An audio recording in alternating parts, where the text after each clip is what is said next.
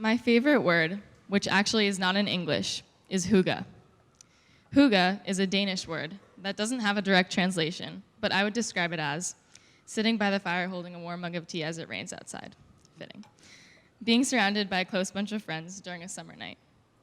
Coziness, a state of zen. The feeling of being grounded and comfortable in one's own skin. That's how I would describe hygge. My mom told me that when I was about 4 or 5 years old, we were baking a cake in our sunny kitchen on a bright weekend. And as we worked away, I commented on how much I loved our kitchen. I was 5 years old at the time, so I don't remember why exactly I said that. But she cheerfully responded, "One day, when you're older, you'll have an amazing kitchen of your own, and we can bake a cake there together, too." Startled and confused, I looked up at her. "What?" I said. "I won't live here forever?" That was one of the first times, if even in a minor way, I felt like the ground beneath me shifted a bit. At 5 years old, I realized that my future would be in question since I wouldn't live at home forever and ever. And that brings me back to hygge, because maybe for a moment it was something that I lost my hold on. Fast forward about 8 years, and my ground was actually shifting a lot. I was switching from the school I had been at since pre-K to Friends. I was obviously nervous to be entering a new place, masking my self-consciousness on the first day of school with my attempt at friendly extrovertedness. I was walking into the unknown, and deep down, my 5-year-old self was reminded that my future was uncertain, that I would have to now find my hygge, find new comfort and new ground in this new place. To my surprise, being at Friends felt more comfortable and closer to home than my old school, where I had been at for so long. I made friends through sports teams, we started hanging out together on weekends, and even in those first weeks of school, I felt like I was in the right place. Then time went on a bit. Our class went to Pal House and got into stupid fights. We got back from Pal House and stressed about school again. We bonded over those shared experiences and formed close friendships.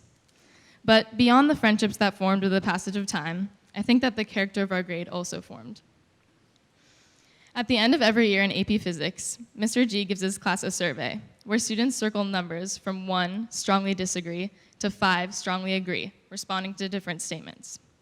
One of the last statements on a survey is, "I have fun in physics class."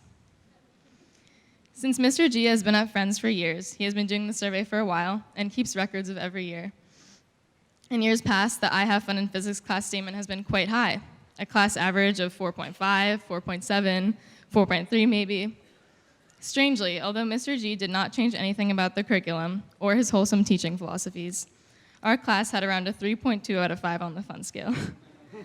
Now, this is not at all to bash the class or Mr. G, because I think that if every one of our teachers had tried to quantify our relative happiness or fun level, they might have seen the same result. Because when I look at a 3.2 out of 5, I don't really see us as a group of kids who stress far too much about schoolwork or who don't know how to have fun. I see us more as a group of students who actually have a lot of fun together all the time, but who have just been through a lot of changes, a lot of moving ground, and in my opinion, a search for hygge. And I could gloss over what I'm about to talk about and view these past years entirely with rose-colored lenses. But the reality is much more complicated. If there's anything I learned in English these past 4 years, besides context, quotation, observation, and analytic assertion, it's that no real point is totally straightforward. I mean, how can we really be expected to find comfort and have fun if we open the news and catch even a glimpse of what's around us? Rampant global warming, seemingly weekly terrorist attacks, massive wage gaps, political disarray crippling our world, the creeping collapse of our social security, the rise of social media suffocating our daily interactions, the fact that the Equal Rights Amendment still hasn't been ratified, just to name a few. And within this community, I think that the tumult of last year and even years before represented a huge shift. Although some of the school's internal issues might pale in comparison to the wider problems that plague our generation, being within these classic walls and ancient halls adds a certain degree of intensity to those issues. With the scaffolding and drilling noise slowly enveloping the building, with shifting admin managing the school, and even with the values of our community put into question last year, things felt sort of rocky. And I can't imagine how I would have felt as a student here since kindergarten, as many of our class is, seeing the community that raised you tumble so much. But I think that it was perhaps through the tumbling and shifting ground that I and all of us were forced to become more aware of what grounds us. To me, I have found hygge in the people around me. From my brother, who understands my experiences and I think relates to my personality.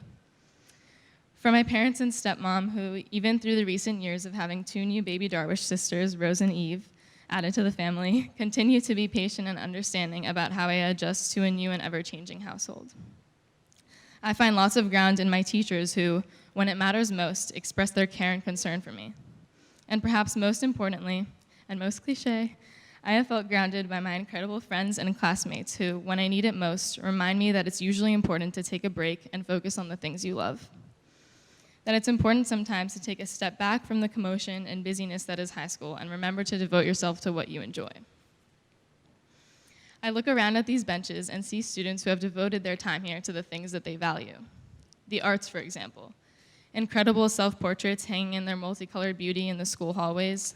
Annual plays and musicals rehearsed to perfection. Talented musicians that light up this meeting house with their guitars, basses, drums, saxophones, pianos, and voices. I also see students who have devoted themselves to sports, beyond just winning tough games, also knowing how to gracefully lose.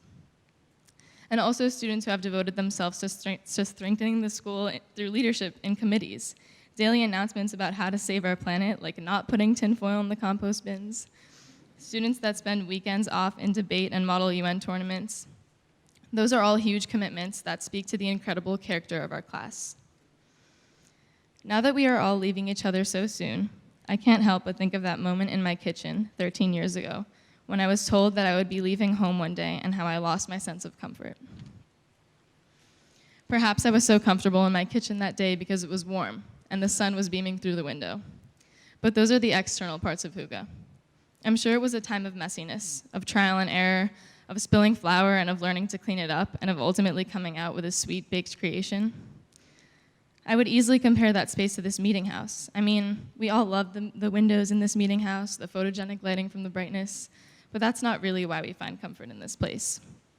It's because, much like a 5-year-old attempting to bake a cake, it's messy. There have been moments here of conflict and tension. People come to meeting for worship after a tough championship loss. We come to meeting after a presidential election. We come here after a stellar performance, after rejection, after acceptance. We, all these personalities, come here and we listen to each other and we ground one another. And this is an experience that truly makes this place special. Being a part of Friends Seminary has taught me, and I think many of us, that oftentimes intense change and shifting ground can make us uncomfortable. But it's precisely communities like this one that have taught us to create hygge for ourselves and for one another, no matter how far away we might stray from our sunny kitchens. Thank you.